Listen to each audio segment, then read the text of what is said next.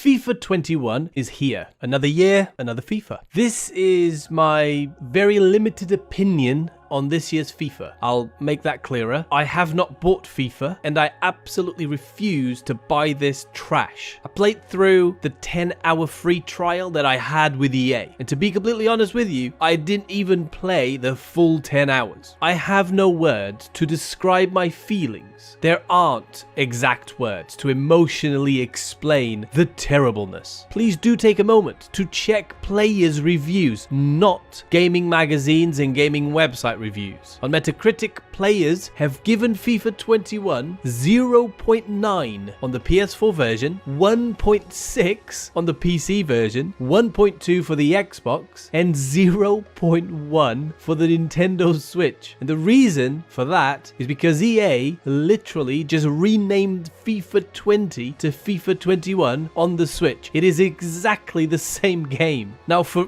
reasons that are just, let's just say, unknown, official critics like Game Revolution and Push Square have all scored FIFA 21 quite high. There are literally 22 positive and 23 mixed reviews with 0 negative reviews from all the official critics. User reviews have well over 300 negative reviews and like 20 positive, and that's on the PS4. It's insane. Magazines and official websites must be playing a totally different version of the game that consumers just can't get hold of, I guess. But anyway, let's just move on to the good stuff. FIFA 21 is utterly atrocious. It is revolting how EA are able to do this each and every single year for the last, 5 years, 6 years, with no consequences. I mean, it has been the same game every year. The differences are minuscule, and I am appalled at how poor this embarrassing attempt by EA Sports to even try to release a game in this state and have the audacity to charge full cost for it, let alone the fact that it is still just FIFA 18 through and through. The only differences are the menu colors. It even still has the same bugs where the menu freezes and stuff. I just don't understand. Okay, let's just talk about the game. As I already said, same exact game, so not really a lot to talk about.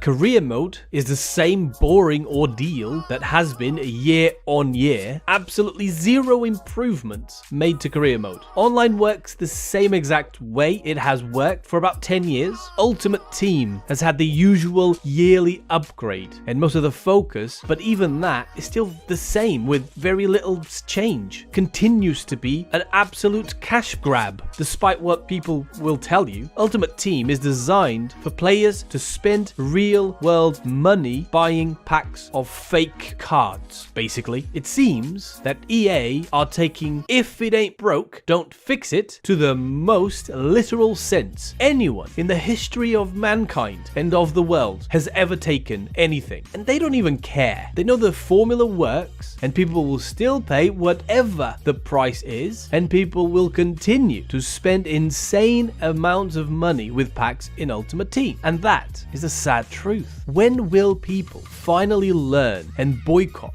this absolutely disgusting behavior and practice and stop buying this game? How many more years does EA have to keep selling the same game over and over before we finally take an actual stand? They absolutely knew what they were doing as well, which is exactly why there was no demo this year. They knew if they had released a demo, people would have not been happy and they would have not bought the game, or at least some people wouldn't have bought the game. They absolutely and literally charged people £50 or €70 or whatever it is for a mere squad and kit update. Disgraceful. At least Konami was straight with people and just updated PES 20 for a much smaller fee than what EA charged for FIFA 21. In any case, continuing on, modes wise, there's no difference. It's literally the same game, as I already said quite a few times. Obviously, FIFA continues to hold a huge number of licenses, which is obviously why they have to charge so much. In terms of player names, team updates, kits, logos, balls, it's all there. It's all basically there, all up to date. Compared compared to PES, it's no contest in that sense. PES is much cheaper and lets you completely customize the game. So what PES players do normally is download full kitted out files and install them, which then makes PES the same as FIFA in terms of having all the logos and the names and real stadiums and teams and competitions and all that stuff. It is still much cheaper to get PES and install the option file than to buy FIFA. In terms of the gameplay, I'm actually going to try and be a little bit more positive here. First of all, just to clarify, it is the same exact gameplay experience as previous FIFA games. They have been using the same engine, which is Frostbite, since 2017. But anyway, in FIFA 21, there are some positive adjustments to the gameplay. Players feel slightly less stiff, and there's a little bit more fluidity. However, it continues to be extremely scripted. And I don't know if that's because it's been like that since God knows how long, but every year it seems to be more and more in your face. The scriptedness in FIFA 21 is beyond abysmal, to the point where games will always have ridiculous scorelines. 8-5.